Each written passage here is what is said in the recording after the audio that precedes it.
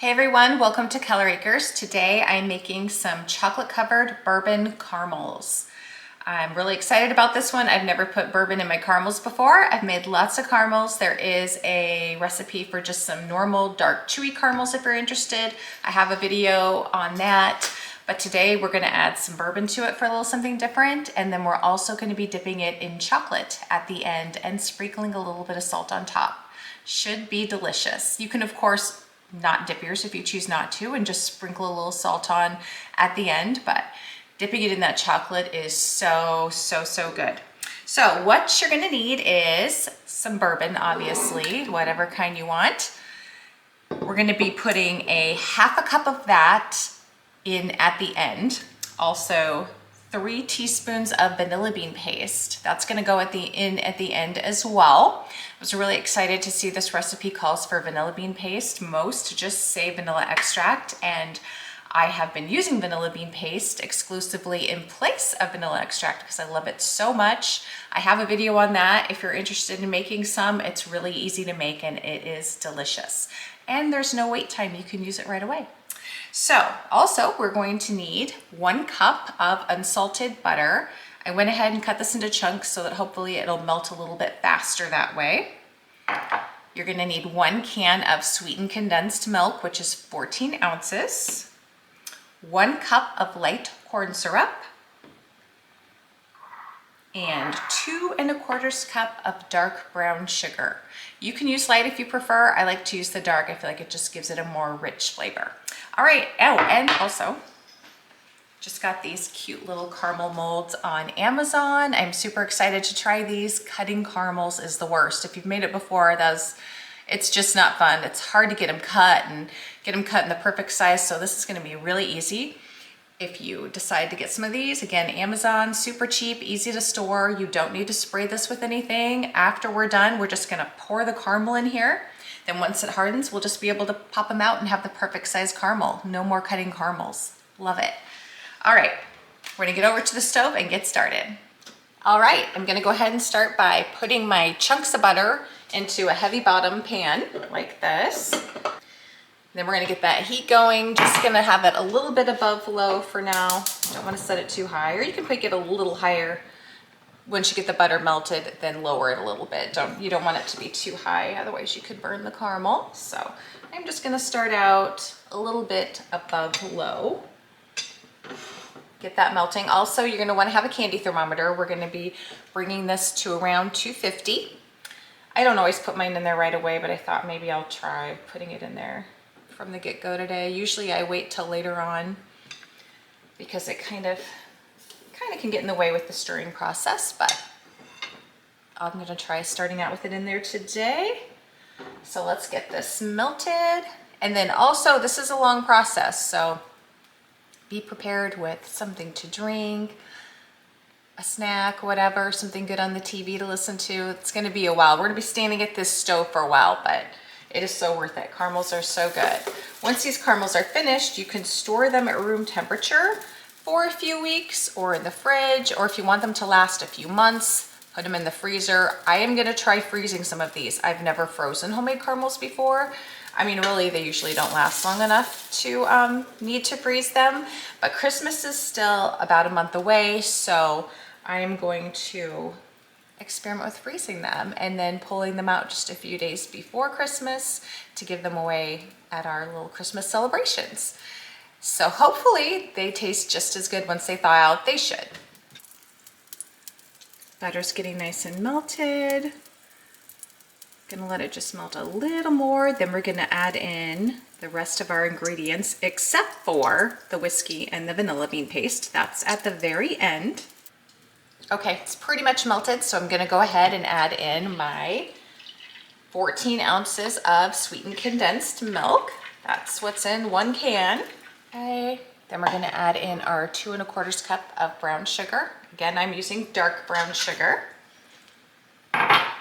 Give that a little stir before I add in our corn syrup. And our 1 cup of corn syrup. Got my spatula, of course. So you're gonna, once this starts to boil, you're gonna wanna stir continuously. Otherwise you could burn your caramel. So you've got a few minutes right now. If you need to grab anything else before it starts bubbling, do that now. It's nice to have a towel handy for your hands. Spoon rest is good, so you can rest your spoon on there. That's also good for putting a little bit of the caramel on there as we're cooking it, so you can test it out and see how hard it's getting. That's what I like to do, and then you can also taste it along the way. Also, again, the candy thermometer. Have that attached, and again, we're going to be bringing it to around 250. Depends on how you like your caramels. If you like a softer caramel, you can cook them a little less and have a softer caramel, or you can go ahead and go clear to the 250, do a little longer, and have a chewier caramel. That's what I prefer, and that's what I'm going to be doing today. Starting to bubble slightly, but not much yet, so just keep a stirring while that's going on. I should pay attention to the time. I forgot to look. Mine's not bubbling quite yet, just maybe a tiny bit. But once it starts bubbling, I'll pay more attention to the exact amount of time that I boil for. All right, we've got a little bubbling going on now. So I'm going to pay attention to the time. And at this point, once yours starts bubbling like this is when it's important to keep a stirring. Stir and stir and stir. Also, have some little hot pads ready because you might need those for the sides of your pot if yours get hot like mine. Still a boiling away here. Been stirring and boiling for 5 minutes now. The temps, not quite 225 on my candy thermometer. Just gonna keep a stirring, like I said. Don't stop stirring for very long. Also, I have some other great candy recipes out there if you're looking for some other candies to make for the upcoming holidays, or just to have, because candy's good. There's some peppermint patties. I have a video on that. Those were excellent. I'm gonna actually be making some more of those today. Also, I just made some caramel peanut clusters the other night. Those are really good too. There's a recipe on that. And German chocolate truffles. Highly recommend that one. If you like coconut and pecans, those were excellent. Very popular at Thanksgiving this year, so I'll have to make some more for Christmas because those are all gone. Anyway, just some other ideas out there for you if you're looking for some other great candies to make. If you want to just take them to your celebration or have them to gift, I have some cute little bags I'm going to be putting some of mine in. And I will be showing that at some point once I get enough made that I can put a variety in the bag. Caramel's coming along nicely. We are now at 14 minutes of it bubbling, boiling, and stirring and stirring. Again, just on low. My gas burner is just one little tiny dot above low. You don't want to be doing this on high on a gas stove. You can go a little warmer on an electric stove. We're getting close to that 250. I have a feeling we're not going to go all the way to 250 on this. I think that might be a little too much. Okay, we're ready. I just went 1 more minute. So total of 15 minutes bubbling and stirring. I'm gonna take it off of the burner now so we can add in our bourbon and our vanilla bean paste. This is gonna bubble a little when you pour that in.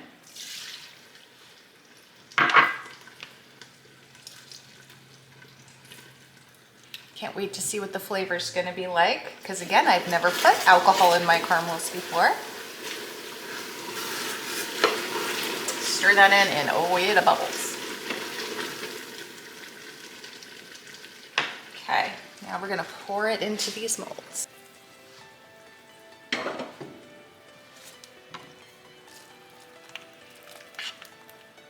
Gotta use your spatula to kind of fill in a little bit. Definitely gonna need my spatula to scoop out the remainder from the pan. All right. Hard to get these perfectly in the molds just right when you're trying to hold the pan and pour, and the pan is very hot. So there's gonna be a couple where they aren't filled all the way. That's okay, those will be our little sample caramels. All right, I am going to be letting these set. Actually, I'm gonna let them set. If you don't want to dip them in chocolate, you could sprinkle them with sea salt at this point. I am going to be dipping mine in chocolate, so I'll do that after the dipping process, but we're gonna let these set up, and then we'll come back and pop them out of these cute little caramel molds and dip them in chocolate.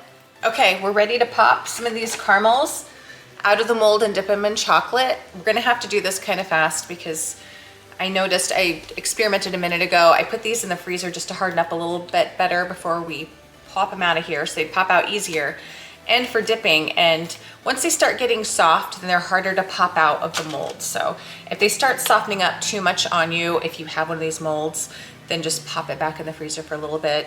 You might have to do it in batches. We'll see how this goes. Otherwise, if you just have it in a pan, the way I used to do it, an 8x10 pan that you're cutting the pieces in, you won't have that problem. So anyway, let's get started popping these out.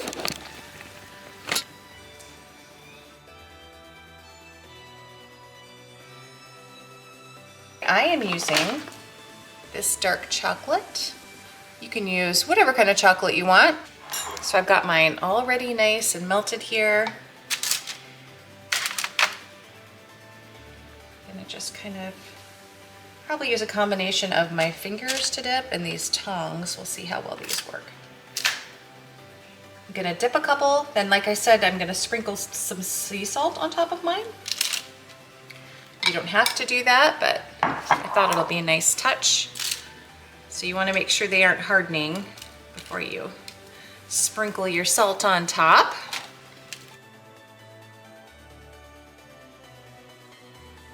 All right, first batch done. Aren't those so cute? I'm gonna put my other ones back in the freezer to firm up a little bit more, and then I'll have to melt some more chocolate and get those finished up. Okay, I have all of my candies here, almost all of my candies that I've made this year on this nice board. This is all of them. I've got my, well, not quite all of them. It's not the German chocolate truffles. Those all got eaten, but other than that, got some caramels here. These are my just dipped chocolate sea salt caramels, chocolate sea salt bourbon caramels. Here I've got some peppermint patties. I was gonna drizzle these with white chocolate, but I discovered I didn't have any melting white chocolate. And here are my peanut caramel, sorry, I'm losing my train of thought. Peanut caramel clusters. That's what they are. So, so delicious. All of this is so good. So easy to make, great for gifting. Also, the little bags that I showed in my product find video, they're Hearth in Hand from Target.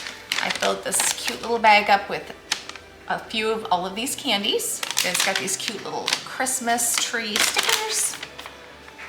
Just like that, perfect to gift some of your Christmas candy with. Thanks for watching. If you're enjoying our videos, be sure to subscribe.